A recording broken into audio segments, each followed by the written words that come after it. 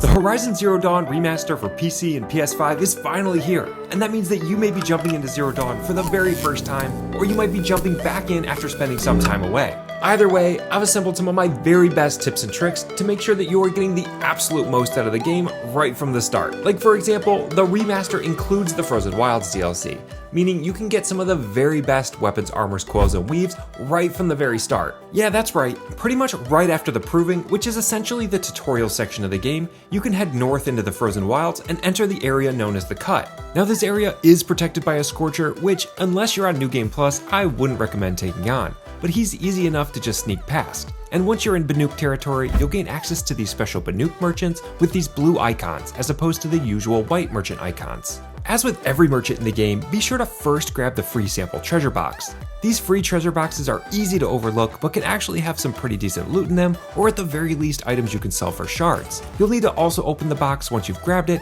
so don't forget to head to the treasure boxes section in your inventory and take out the items. But for sale in the Frozen Wilds, the specialty merchants will have the Banuk Champion Bow, the Banuk Powershot Bow, and the Banuk Striker Bow.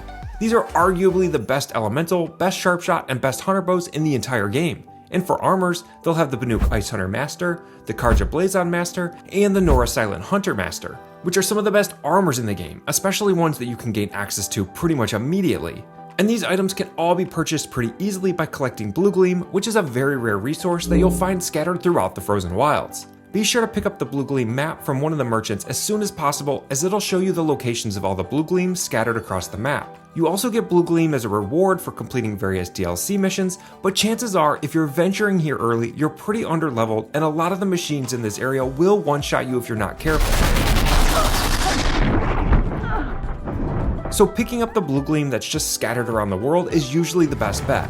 A fistful of Bluegleam's worth braving the cold. Now Bluegleam is a finite resource, there's no way to farm it, and there's just enough in a single playthrough to collect each one of the DLC items, so you'll need to prioritize which items to get first. I recommend collecting enough Bluegleam in the wild to pick up at least one of the Banuk bows and one of the armors. This should make you pretty overpowered in the early part of the game. For the bow, I'd recommend starting with the Banuk Champion Bow. This is one of, if not the best elemental hunter bows in the entire game. I particularly like it because of the frost arrows, which are an extremely powerful option in Zero Dawn. When enough frost is built up in the machine, they'll be put into the brittle state, which will significantly increase the amount of damage you're able to deal. The Banuk Champion also comes with shock ammo, which is useful for triggering sparking canisters that many of the different machine types have on them, making this just a very well-rounded and flexible weapon option. For armors, now this one really does come down to your preference and individual playstyle, but I really like the Nora Silent Hunter Master armor. This is an armor that's built around stealth, which I find really valuable in the early stages of the game because you don't yet have the weapons or really even the health to take on a lot of the machines straight up. Also, just when navigating and traversing the world, you really don't want to have to fight every machine you come across because there are a lot of them. So stealth gives you that nice little advantage of being able to sneak around without being seen. Now once we have some of the Banuk essentials, I recommend waiting to tackle the Frozen Wilds until we've had a bit more of a chance to level up. So let's talk about some other tips to help set you up for success for the rest of the game. And first, we're going to want to grab one of the most useful items in the entire game, the Golden Fast Travel Pack. Zero Dawn allows you to fast travel to different campfires and settlements at the cost of one fast travel pack. But once you have the Golden Fast Travel Pack, you can fast travel to campfires and settlements from anywhere for free. No fast travel packs required. One of the earliest merchants I've found you could purchase this from is here at the Day Tower settlement. The Golden Fast Travel Pack only costs 50 shards, 1 fox skin, and 10 fatty meat, which if you ask me is a pretty great bargain, so definitely be sure to pick this one up as soon as possible. And while we're at the Day Tower merchant, there's a couple of weapons you can also pick up that are some of the best in the game outside of the Frozen Wilds. Come take a look. And first is the Shadow Tripcaster. The Shadow Tripcaster is a very rare tripcaster that comes with explosive, shock, and fire tripwires. In particular, the explosive tripwires make this one of the highest damage weapons you can get early on. And one of the great things about tripcasters in Zero Dawn is that you can throw down as many tripwires as you want to set the perfect trap. Deal with them quickly. Fire tripwires are also really effective at taking out sawtooths, which are some of the hardest enemies you'll face early on in the game. And they also work really great at dealing with human enemies. If you're mid-combat and on the move, I found that it's also pretty easy to just throw down a tripwire at the front and back of a machine to really quickly set and explode the trap. And walking through the tripwires doesn't affect Aloy at all, so you don't have to worry about setting off your own trap. And once you anchor down the first part of the tripwire, you can move around quite a bit without breaking the wire, which makes these a really flexible combat option. Now the Day Tower Merchant will also sell you the Shadow Sharpshot Bow, which is one of the best Sharpshot Bows in the base part of the game. Sharpshot Bows are designed to deal a high amount of damage in a single shot and are perfect for taking out machines at a distance. The Sharpshot Bow also comes with Tear Blast arrows, which are arrows that deal a high amount of tear that will blow off machine parts and components pretty easily. Oh boy. Hitting a machine with Tear Blast arrows to first blow off their weapons and other components is a great way to gain an early advantage against a machine and can also severely limit the amount of damage they can do. It's a message to you. Now of course, these weapons are great and all, but the best weapons in the game cost shards, and early on in the game you don't really have all that many. Fortunately, I have a pretty early game shard farm that's a really quick and efficient way to net you about 500 shards every time you run through it, and it's actually a lot of fun to play through. You'll want to travel to the Nora hunting grounds, which is usually the first hunting ground you'll encounter. The trials here all revolve around this pack of grazers, but instead of starting the trial, we're just going to take out the grazers, and this is where it gets pretty fun. I like to drop down from this rope here, and below this log pile I'll set up an explosive tripwire. From there, aim towards the grazers toward the far side and hit them with a fire arrow on one of their blaze canisters, which should trigger the canister to explode. The explosion itself is usually enough to take out a couple of grazers right away, and if all goes according to plan, it should send the rest of the pack towards the explosive tripwire, not only triggering the explosion, but also the log pile, which should take out quite a few more grazers. If all else fails, you can just continue to hunt them down, and they do tend to stay in groups, which makes it pretty easy, but I like to challenge myself and see how many I can take out with the explosive tripwire. Once all is said and done, you'll want to head down and loot all of the machines. Grazers give you 4 shards each when you loot them, but the real key we're looking for here are the blaze canisters. Each grazer will give you 4 blaze canisters minus the one you originally blew up, which you can then turn around and sell to the hunting grounds merchant for 4 shards each. 20 grazers times 4 blaze canisters times 4 shards each equals more than 300 shards, and this doesn't even include the shards you get from looting the machines and other special items that you'll get as loot drops that you can also turn around and sell.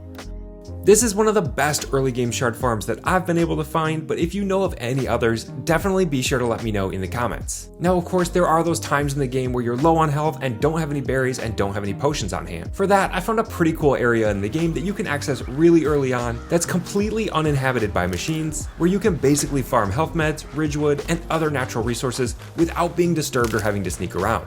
Northeast of Mother's Crown, you'll find the Devil's Grief Ancient Ruins. This area is absolutely loaded with medicinal ember and other health plants to completely refill your medical pouch whenever you need to. You'll also find a pretty decent amount of wildlife here, like boars, foxes, and turkeys, and again, since there are no machines, you can walk around and hunt without a single care in the world. I found that this is also a really great early game area to spend some time upgrading your pouches and increasing the amount of inventory you can carry. Your pouch size determines how much you can store for each of the different item types, and to start, they are pretty limited, so you're definitely going to want to invest some time in getting these upgraded early. In particular, I'd recommend starting with the resources pouch, since this determines how many different resources you can carry. Pretty much everything in the game, from your healing meds to crafting ammo to buying weapons and other gear, depends on you having a decent amount of resources available, so this is one that I would prioritize upgrading before anything else. From there, I'd recommend upgrading the quivers for the weapons you use most often, like your hunter bow quiver or your sharpshot bow quiver, so that you can carry more of those ammo types without having to craft. And then your weapons, outfits, and modification satchels are also important, but early in the game you probably don't really have all that many of these items, so I'd definitely start with resources first and expand out from there. Now by the time you make it through the proving, you probably have somewhere between 8 to 14 skill points depending on how much you explored around. So let's talk about some of the best skills to get early, because there are a lot of options to choose from, and some matter more than others when we're talking about getting the best start possible. Starting with the Silent Strike. This skill, especially in the early part of the game, is an absolute must-have. This skill gives you the ability to sneak up on enemies and perform a silent takedown. For smaller enemies like Watchers and Scrappers, this strike is usually enough to take them out in just one hit, which makes the early part of the game much more manageable. For other machines, it'll deal a decent amount of damage, so it'll help you gain an advantage early. Next up, be sure to pick up Concentration. This skill allows you to slow down time while aiming, giving you more of an opportunity to line up your shot. If you've played Horizon before, you know just how invaluable this skill is. You can also upgrade it later on with the Concentration Plus skill, but we'll hold off on that one for now. Next up is Critical Hit and Critical Hit Plus. I would definitely recommend picking up both of these skills as they allow you to deal a critical hit to enemies once they've been knocked down or immobilized through something like shock.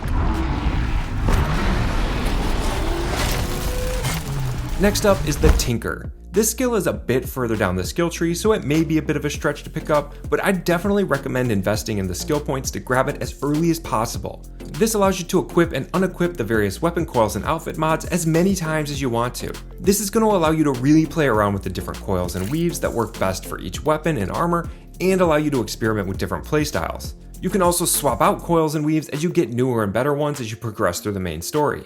On the way to learning this skill, you also learn the Gathering skill for gaining additional natural resources, the Scavenger, which gives you additional resources when looting machines, and Disarm Traps, so you can disassemble traps and tripwires that you don't end up using and have them added back into your inventory. So all in all, these are all pretty useful skills, and it's definitely worth it to be able to pick up the Tinker at the end of the skill tree. And that should be about 14 skill points total for all of these, but if you have some additional ones, let's talk about some other skills that are pretty useful to pick up as soon as possible. Double Shot gives you the ability to load up 2 different arrows instead of 1, making it easier to build up elemental statuses like Frost or Shock, or just deal some additional machine damage. The Healer is another good skill to get early on, especially on harder difficulties, as it speeds up the health you gain back when eating your different medicinal herbs. And lastly, early on, I'd recommend picking up the Expert Carver skill, which is going to increase the likelihood that you get skins, bones, lenses, and hearts when looting animals or machines. These are some key resources that you're definitely going to need in order to upgrade your pouches, so picking up this skill can make farming for those parts just a little bit easier. Alright, now we've covered a ton of tips to help you get the absolute best start possible and tackle anything that Horizon Zero Dawn throws your way. But if I missed any tips that you found essential or helped you get off to a good start, definitely be sure to let me know in the comments. And make sure to subscribe, because I have a ton more Horizon Zero Dawn and Horizon Forbidden West content planned that you're not going to want to miss. Thanks everyone for watching, and I'll see you on the next one.